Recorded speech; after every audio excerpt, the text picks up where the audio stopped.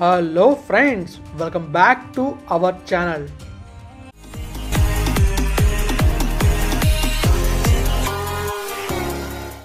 Friends, ఈరోజు అయోధ్యలో బాలరాముని ప్రతిష్ఠ చేయటం చాలా ఆనందకరమైన విషయం. ఒక్కసారి అందరం గట్టిగా జై శ్రీరామ్ అందామా? జై శ్రీరామ్. ఈరోజు నేను మీకు అయోధ్యలో కొత్తగా కన్స్ట్రక్ట్ చేసిన రామ మందిరాన్ని చూపిద్దాం అనుకున్నాను, కానీ చూపించలేకపోతున్నాను. అయితే మీకు ఇప్పుడు నేను చూపించేది మన విజయనగరం జిల్లాలో ఉన్న రామనారాయణం. ఇక్కడ రాముని ఆలయం ఉంది. ఈ ఆలయాన్ని చూడటం చాలా చాలా ఆనందకరమైన విషయం. ఈ ఆలయం ఎక్కువ పెట్టిన బాణాకారంలో ఉంటుంది. ఇక్కడికి ఎవరైనా వెళ్తే చాలా ఆనందంగా ఫీల్ అవుతారు. మధ్యాహ్నం వెళ్తే సాయంత్రం వరకు ఉండి ఆ రాముని కథ తెలుసుకొని, ఇంకా అక్కడి ప్రాముఖ్యతను తెలుసుకొని, అలానే సాయంత్రం లేజర్ షో ఉంటుంది. ఆ లేజర్ షో చూసి వెళ్తారు. ఈ ఆలయం ఉదయం 10 గంటల నుంచి సాయంత్రం 5 గంటల వరకు, 5 గంటల నుంచి 9 గంటల వరకు ఓపెన్లో ఉంటుంది. మనం వెళ్ళాలంటే టికెట్ తీసుకుని వెళ్ళాలి లోపలికి. టికెట్ ప్రైస్ వచ్చేసి చిన్నపిల్లలకి 10 రూపాయలు, పెద్దవాళ్ళకి 40 రూపాయలు. సాయంత్రం 5 దాటితే చిన్నవాళ్ళకి 20 రూపాయలు, పెద్దవాళ్ళకి 60 రూపాయలు. సాయంత్రం ఎందుకు ప్రైస్ పెరుగుతుందంటే సాయంత్రం లేజర్ షో ఉంటుంది, అందుకే ప్రైస్ అయితే పెరుగుతుంది. టికెట్ తీసుకుని లోపలికి వచ్చిన తర్వాత మనకు కనిపించేది విజయ గణపతి ఆలయం. ఆ ఆలయాన్ని దర్శించుకొని అలా మనం ముందుకు వెళ్తే అక్కడున్న ప్రత్యేకతలన్నీ తెలుసుకోవచ్చు. అక్కడి నుంచి మనకి ఆంజనేయ స్వామి విగ్రహం కనిపిస్తుంది, చాలా బాగుంటుంది. బాణం ఆకారంలో ఆలయంలో మనకైతే శ్రీరాముని కథ మొత్తం ఉంటుంది. అది మీకు నేను చివరిలో చూపిస్తాను. చివరి దాకా చూస్తే మీకు కనిపిస్తుంది. ఇప్పుడైతే మనం విజయ గణపతి ఆలయాన్ని దర్శించుకొని లోపలికైతే వెళ్తాం. విజయ గణపతి ఆలయాన్ని మనం దగ్గరికి వెళ్ళి చూద్దాం. ఈ రైట్లో ఉంటుంది ఎంటర్ అవగానే. ఇదిగోండి విజయ గణపతి ఆలయం కనిపిస్తుంది కదా. ఇలా మనం లోపలికి వెళ్ళి చూస్తే మనకి గణపతి స్వామి వారు కనిపిస్తారు. మీకు ఆ విఘ్నేశ్వరుని దర్శనం అయింది అనుకుంటున్నాను. ఆ విఘ్నేశ్వర దర్శనం అయిన తర్వాత మనం అలా పక్కకి చూస్తే ఆ పక్కనే మనకి ఆంజనేయ స్వామి కనిపిస్తారు. ఆయన విగ్రహంతో పాటు మనం కొంచెం ముందుకు వెళ్తే ఆ పక్కనే మనకు కనిపించేది శివ పార్వతుల విగ్రహం. వాళ్ళతో పాటు కుమారస్వామి, వినాయకుడు కూడా ఉంటారు. ఇప్పుడు మీకు ఆ విగ్రహాన్ని చూపించబోతున్నాను. ఇదిగోండి మనం ఇప్పుడు చూస్తుంది శివ పార్వతుల విగ్రహం. అలాగే అక్కడ శివలింగం, నందీశ్వరుడు కూడా ఉన్నారు. చూడటానికి చాలా బాగున్నారు కదా. ఈ విగ్రహాలని లైట్స్ ఆన్ చేశాక చీకట్లో చూస్తే ఇంకా చాలా బాగా కనిపిస్తాయి. అది నేను మీకు చివరిలో చూపిస్తాను. ఈ ఆలయానికి ముఖ్యంగా కనిపించేదే లైట్స్. ఈవినింగ్ టైంలో లైట్స్ చాలా బాగుంటాయంట. అది కూడా నేను మీకు చూపిస్తాను. అలానే డే టైంలో కూడా ఇక్కడ ఉండే ప్రత్యేకత ఏంటో మీరు తెలుసుకోవచ్చు. మరి మనమైతే శివపార్వతుల విగ్రహాన్ని చూసాం. ఇప్పుడు ఇంకా లేట్ చేయకుండా లోపలికి అయితే వెళ్దాం. లోపలికి వెళ్ళాలంటే మనం నడుచుకుంటూ వెళ్ళాలి. అక్కడ నడుచుకుంటూ వెళ్తే చాలా ప్రశాంతంగా ఉంటుంది. ఇంకా చెట్లు, అక్కడ ఉండే గ్రీనరీని చూస్తూ ఉంటే ప్రకృతికి చాలా దగ్గరగా ఉన్నాం అనిపిస్తుంది. నేనైతే చాలా హ్యాపీ ఫీల్ అయ్యాను అవి చూసిన తర్వాత, ఆ చెట్లని, అక్కడ ఉండే గ్రీనరీని. ఎందుకంటే అంత బాగున్నాయి కాబట్టి. ఇప్పుడైతే మీరు ఆ గ్రీనరీని ఇంకా ఆంజనేయ స్వామి వారిని చూసుకుంటూ మనం ముందుకైతే వెళ్దాం.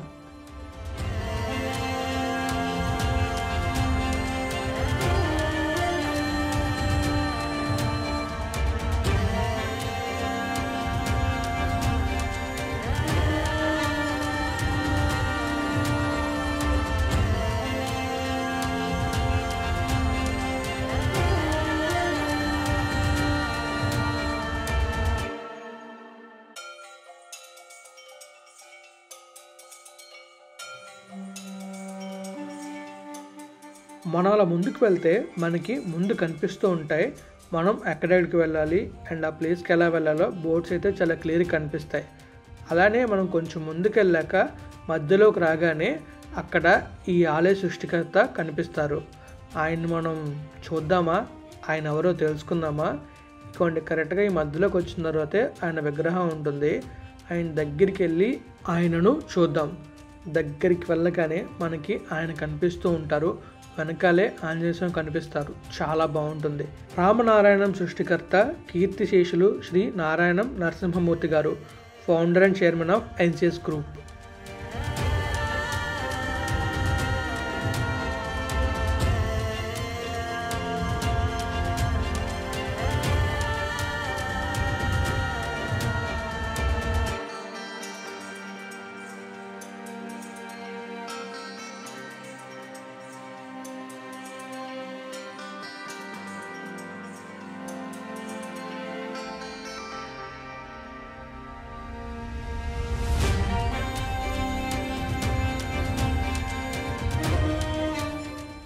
చూసారా నరసింహమూర్తి గారి విగ్రహాన్ని, అలాగే ఆంజనేయ స్వామి వారిని. ఇప్పుడు మనం ఇంకా ముందుకు వెళ్ళి ఆ లోపల ఏమున్నాయో చూద్దాం. అక్కడ మనకి బోర్డు అయితే ఉంటుంది. ఆ బోర్డులో చూసుకుని మనం ముందుకు వెళ్ళటమే. ఆ బోర్డులో మనకి చాలా క్లియర్గా ఉంటాయి ఎక్కడి నుంచి ఎక్కడికి వెళ్ళాలి అనేది. ఇదిగోండి ఇక్కడే ఆ బోర్డు ఉంది. ఆ బోర్డులో వెళ్ళి ఏమున్నాయో చూద్దాం. ఇక్కడ శ్రీ విష్ణాలయం, శ్రీ మద్రామాయణ దృశ్యమాలిక 1, శ్రీ అభయాంజనేయ స్వామివారి ఆలయం, శ్రీ మద్రామాయణ దృశ్యమాలిక 2, అలాగే శ్రీ రామాలయం, ఇవన్నీ ఇక్కడ ఉన్నాయి. వీటితో పాటు అనంత ధ్యాన మందిరం, ఆధ్యాత్మిక వన సముదాయం, కమలాయ శ్రీ మహాలక్ష్మి, శ్రీ సీతారాముల ఆధ్యాత్మిక కళాతోరణం, శ్రీకార్యం, టీటీడీ వేద పాఠశాల, నిత్య అన్న ప్రసాదశాల ఉన్నాయి. ఇక్కడ కనిపిస్తే చూసారా, అవన్నీ ఇక్కడ ఉన్నాయి. ఇక్కడ నుంచి మనం ఎలా వెళ్ళాలనేది డైరెక్షన్స్ ఉంటాయి. మనమైతే ఆధ్యాత్మిక వన సముదాయాన్ని చూద్దాం. ఎందుకంటే అది చాలా ఇంపార్టెంట్ కాబట్టి. మన నక్షత్రాన్ని బట్టి మనం ఏ చెట్టుని పూజించాలో ఇక్కడ మనం తెలుసుకోవచ్చు. మీకైతే నేను అన్నీ చూపించకపోవచ్చు, కానీ కొన్ని అయితే ఖచ్చితంగా చూపిస్తాను.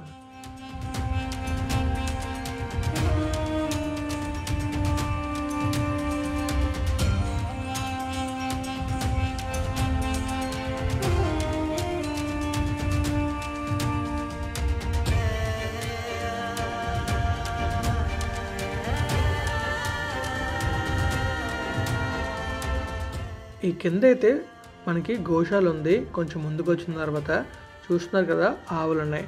ఆ పక్కనే మనకి లక్ష్మీ అమ్మవారి విగ్రహం ఉంటుంది. ఆ పక్కన మనకి మీకు చెప్పే కదా కొన్ని చెట్లు ఉంటాయి. నక్షత్రాలు బట్టి మనం ఏ చెట్టుని పూజ చేయాలో మనకు తెలుస్తుందని ఆ పక్కనే ఉంటుంది. అది కూడా నేను మీకు చూపిస్తాను.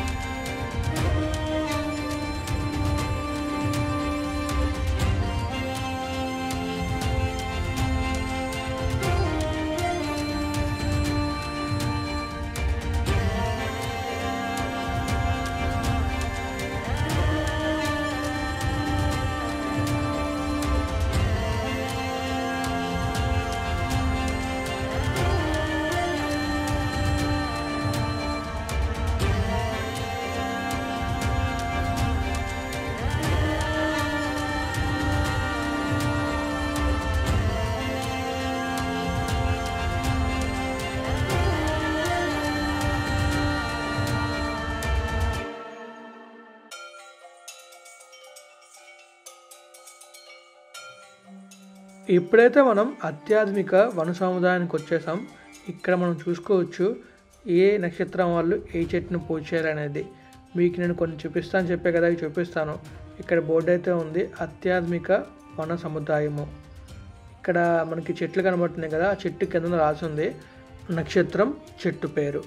అలానే ఆ మధ్యలో ఒక స్వామివారు ఉన్నారు. ఆ స్వామివారు ఎవరో చివరిలో చూద్దాం.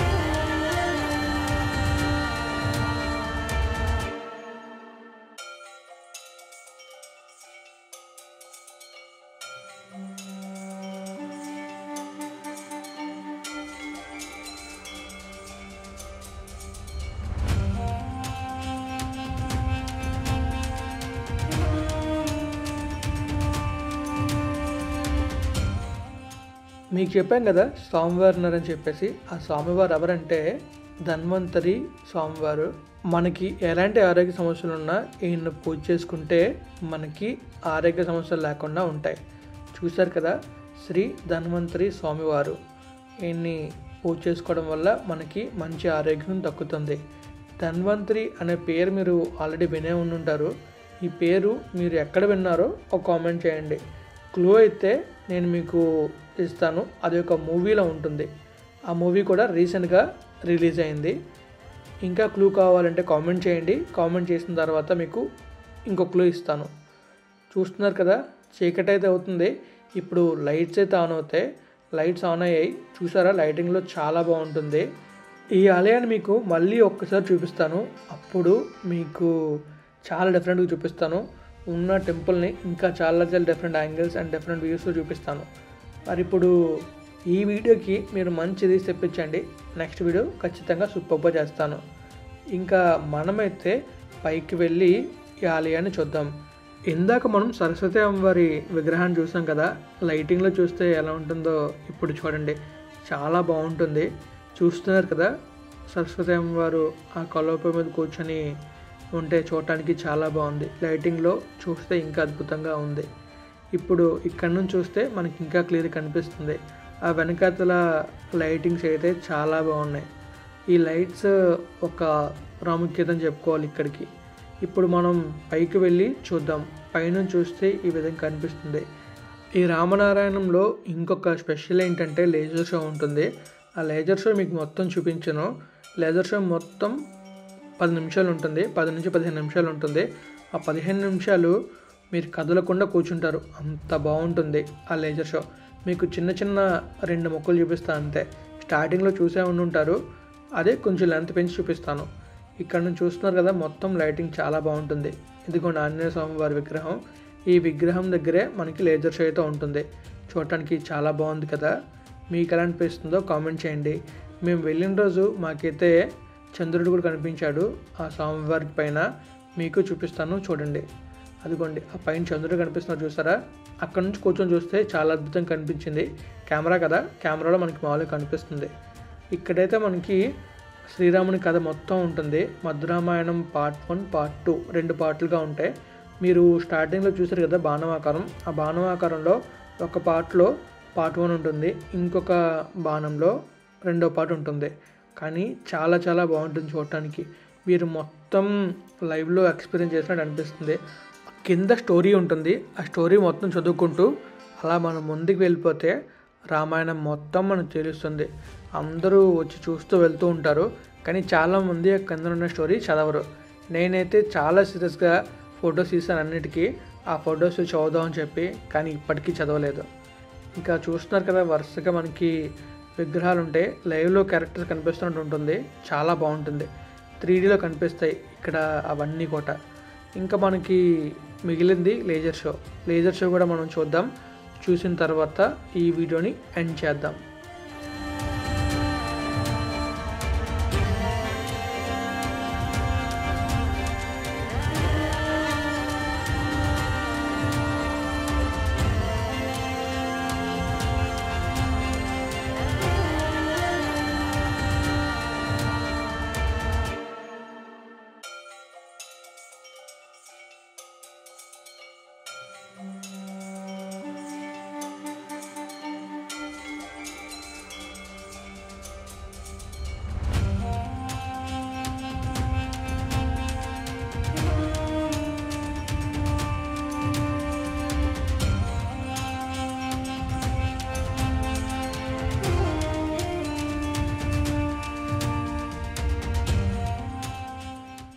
చూసారా, లేజర్ షోలో చిన్న చిన్న ముక్కలు చూస్తేనే మీకు అనిపిస్తే మొత్తం చూస్తే గూస్ బంప్స్ వస్తాయి. చాలా బాగుంటుంది. నేను ఫస్ట్ టైం చూసినప్పుడు చాలా చాలా హ్యాపీ ఫీల్ అయ్యాను అండ్ ఆశ్చర్యపోయాను. ఎందుకంటే అంత బాగుంది. మీరు కూడా విజిట్ చేసినప్పుడు లేజర్ షోని మాత్రం మిస్ అవ్వకుండా చూడండి. ఇక్కడ మనకి వాటర్ ఫౌంటైన్స్ ఉన్నాయి. ఆ వాటర్ ఫౌంటైన్స్ చూస్తే చాలా చాలా బాగుంటాయి. అలానే అక్కడ నుంచి మనకి ఈ బాణవాకారంలో ఉండే ఆలయం కనిపిస్తుంది. అక్కడే మనకి విష్ణాలయం అలానే రామాలయం 2 ఉంటాయి.